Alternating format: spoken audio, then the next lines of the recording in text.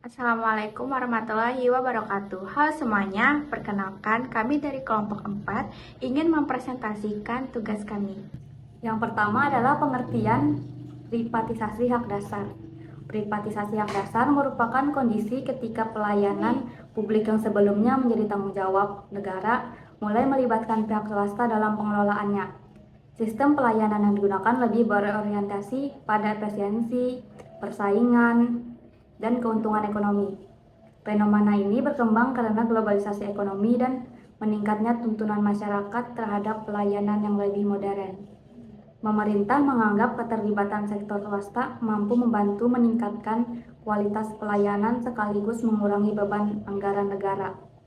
Dalam perkembangannya, kebutuhan mendasar masyarakat seperti air bersih, pendidikan, dan kesehatan perlahan berubah menjadi komoditas ekonomi yang aksesnya dipengaruhi kemampuan finansial masyarakat. Selanjutnya adalah latar belakang munculnya privatisasi. Privatisasi muncul karena adanya perubahan sistem ekonomi global dan perkembangan modernisasi pelayanan publik. Negara menghadapi berbagai keterbatasan dalam menyediakan pelayanan bagi seluruh masyarakat sehingga mulai bekerja sama dengan pihak swasta. Beberapa faktor yang mendorong munculnya privatisasi antara lain globalisasi ekonomi, keterbatasan anggaran negara, perkembangan teknologi, tuntunan pelayanan yang lebih modern, dan persaingan dalam industri jasa. Akan tetapi, kondisi tersebut juga muncul persoalan baru, karena pelayanan publik mulai dipengaruhi kepentingan ekonomi dan orientasi keuntungan. Pelayanan publik sebagai hak dasar. Pelayanan publik merupakan bagian dari hak dasar manusia, harus dijamin oleh negara. Hak dasar adalah hak memiliki setiap manusia sejak lahir tanpa membedakan kondisi ekonomi maupun status sosial. Dalam hidup welfare state atau negara kesejahteraan negara memiliki tanggung jawab untuk melindungi dan menjamin kesejahteraan masyarakat melalui pelayanan publik yang adil dan merata. Pelayanan seperti air bersih, pendidikan, dan kesejahteraan tidak seharusnya hanya dipandang dari sisi keuntungan ekonomi, tapi juga harus diperhatikan nilai kemanusiaan dan keadilan sosial. Jika negara tidak hadir secara aktif dalam pelayanan publik, maka kelompok masyarakat lemah akan menjadi pihak yang paling dirugikan. Komersialisasi air bersih. Air bersih merupakan kebutuhan pokok kemanusiaan yang sangat penting bagi keberlangsungan hidup. Dalam beberapa kondisi, pengelolaan air mulai disarankan kepada perusahaan swasta dengan sistem bisnis. Akibatnya, pelayanan air ini lagi sepenuhnya berorientasi pada kepentingan masyarakat, tetapi juga pada keuntungan ekonomi. Dampak yang sering muncul antara lain tarif air meningkat, distribusi air tidak merata, masyarakat makin kesulitan memperoleh akses air bersih, air dipandang sebagai komoditas ekonomi. Padahal air merupakan hak dasar masyarakat yang seharusnya dapat diakses seluruh warga negara tanpa diskriminasi. Komersialisasi pendidikan. Pendidikan saat ini berkembang menjadi sektor industri jasa yang memiliki persaingan tinggi. Banyak sekolah dan universitas berlomba meningkatkan fasilitas teknologi pembelajaran dan kualitas pelayanan akademik. Peningkatan fasilitas tersebut memang memberikan dampak positif dalam kualitas pembelajaran. Akan tetapi, biaya pendidikan juga mengalami peningkatan yang cukup besar, sehingga pendidikan berkualitas lebih mudah dijangkau kelompok ekonomi atas. Akibatnya, muncul kesenjangan pendidikan antara masyarakat kaya dan miskin.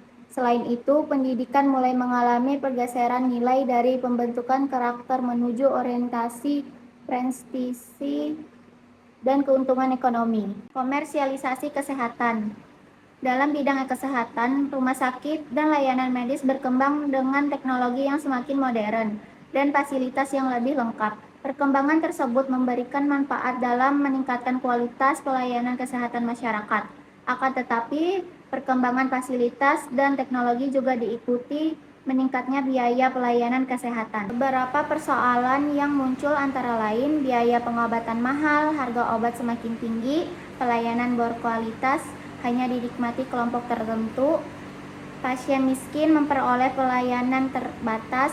Kondisi ini menunjukkan bahwa pelayanan kesehatan kesehatan mulai dipengaruhi kepentingan bisnis dibanding nilai kemanusiaan. Dampak sosial privatisasi hak dasar. Privatisasi hak dasar memberikan dampak besar terhadap kehidupan masyarakat, terutama dalam menciptakan ketimpangan sosial.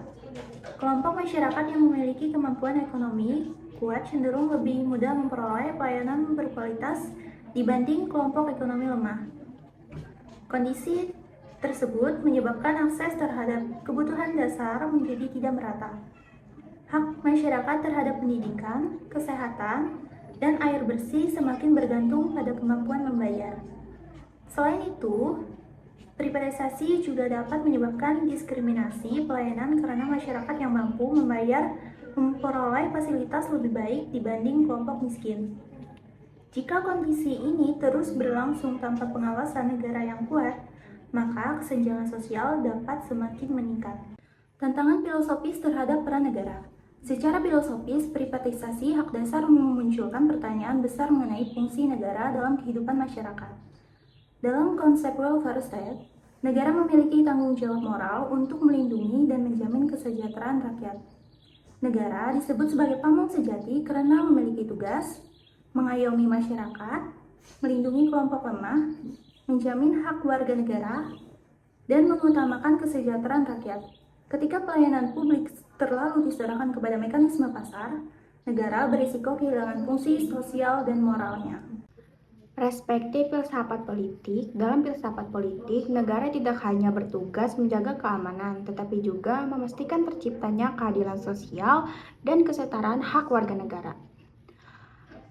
Privatisasi yang berlebihan dianggap bertentangan dengan prinsip keadilan sosial, solidaritas sosial, kesetaraan hak warga negara, serta kemanusiaan yang adil dan beradab. Jika negara hanya menjadi regulator tanpa benar-benar hadir membantu masyarakat, maka fungsi moral negara sebagai pelindung rakyat akan semakin melemah. Selanjutnya, dampak positif dan negatif privatisasi. Privatisasi memiliki beberapa sisi positif dalam pelayanan publik. Keterlibatan pihak swasta mampu meningkatkan efisiensi pelayanan, mempercepat perkembangan teknologi, serta memperbaiki fasilitas publik menjadi lebih modern. Beberapa dampak positif privatisasi antara lain yaitu pelayanan lebih modern, teknologi berkembang lebih cepat, fasilitas publik meningkat, serta efisiensi pelayanan meningkat. Akan tetapi, privatisasi juga memiliki dampak negatif apabila terlalu berorientasi pada keuntungan ekonomi. Dampak negatif tersebut meliputi ketimpangan sosial meningkat, pelayanan publik menjadi mahal, hak dasar bergantung pada kemampuan membayar, serta nilai kemanusiaan mulai melemah. Karena itu, negara tetap harus memegang kendali utama dalam pelayanan publik. Kesimpulan, privatisasi hak dasar menjadi isu kontemporer yang penting karena berkaitan langsung dengan kehidupan masyarakat. Komersialisasi air bersih, pendidikan, serta kesehatan menunjukkan bahwa pelayanan publik semakin dipengaruhi kepentingan ekonomi dan sistem pasar. Secara filosofis, kondisi tersebut menimbulkan kekhawatiran terhadap melemahnya peran negara sebagai pamong sejati yang seharusnya melindungi dan menjamin kesejahteraan rakyat. Meskipun privatisasi memiliki beberapa sisi positif seperti peningkatan efisiensi dan modernisasi pelayanan, negara tetap harus hadir secara aktif agar seluruh masyarakat dapat memperoleh hak dasar secara adil, merata, dan manusiawi, tanpa diskriminasi ekonomi. Demikian presentasi dari kelompok kami. Terima kasih atas perhatian Bapak dan teman-teman sekalian. Mohon maaf apabila terdapat kekurangan dalam penyampaian maupun isi materi. Bila ada pertanyaan, silahkan disampaikan melalui kolom komentar. Terima kasih. Wassalamualaikum warahmatullahi wabarakatuh.